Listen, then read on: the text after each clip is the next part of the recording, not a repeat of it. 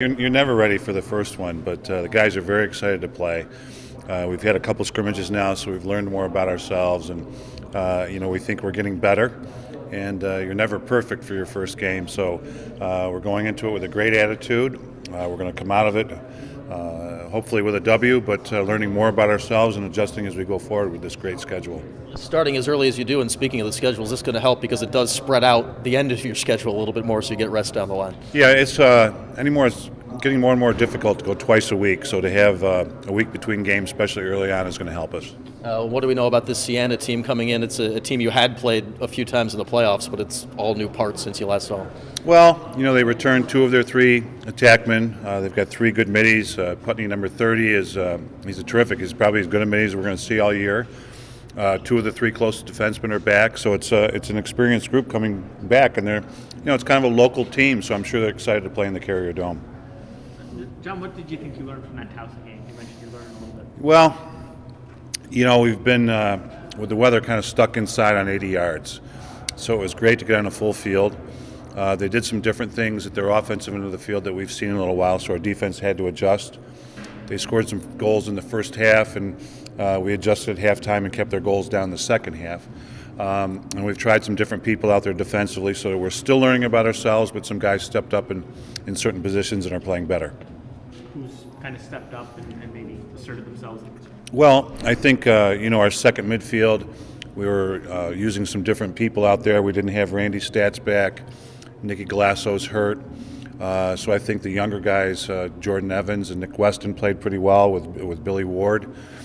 Defensively, guys like Palasek got in pretty early, played pretty good. Tate did a nice job. Mullins is back, still needs to improve. So those are the guys that come to mind off the top of my head. The biggest guys to replace Marasco, McGill, kind of one on each side of the ball from last year. That kind of leadership, those kind of go-to guys on both sides. Who do you look for to fill those roles? Yeah, well, JoJo graduating, Luke Cometti did a great job for us last year.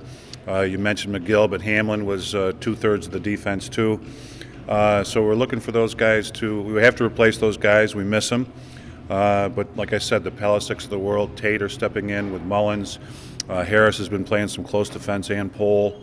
In the midfield, we've got guys back, fortunately, with Schoonmaker and Leckie and Lloyd being a starter last year. The whole attack is back with us learning more about Randy Stats every day, playing attack and midfield. So off the top of my head, those guys are the ones that are going to lead us right now. Now that you have Randy in for a couple of weeks, have you figured out exactly how you're going to use him percentage of time in attack versus midfield so far? Well, he got in the game at midfield and scored 2 goals right away. Both possessions off the ball. So I think that's a product of him, having good instincts and learning the offense pretty quickly.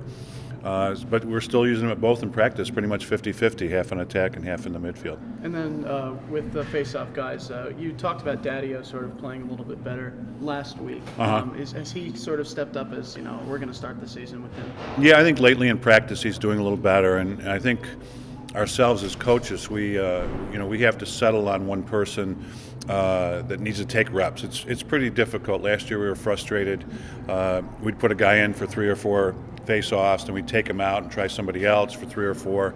And I think you just need to go with one guy to start with and give him a number of reps so that give him an opportunity, if he's not winning them early, to adjust and see if he can to get the possessions afterwards. And if not, then we'll go from there. But right now, Chris, especially with all his experience and his game experience, and was almost 50% last year, and right now we'll take half the possessions off at face-off. And then lastly here, Cal's hand, how's he doing so far? He hasn't been back. We're pretty we're a little frustrated with that. Coming out of the fall, I think he was way up there, kind of splitting with Chris and in the running, and now he just hasn't been able to practice. Coach, talking to Maltz, he said great things about this team. There's so many different guys that can score and make things happen. Do you see that in this team? Is this team more than last year's team in that way? Or? Well, it's hard to say. Last year we didn't have anybody, and now most of last year's group is back, and all of a sudden we have somebody.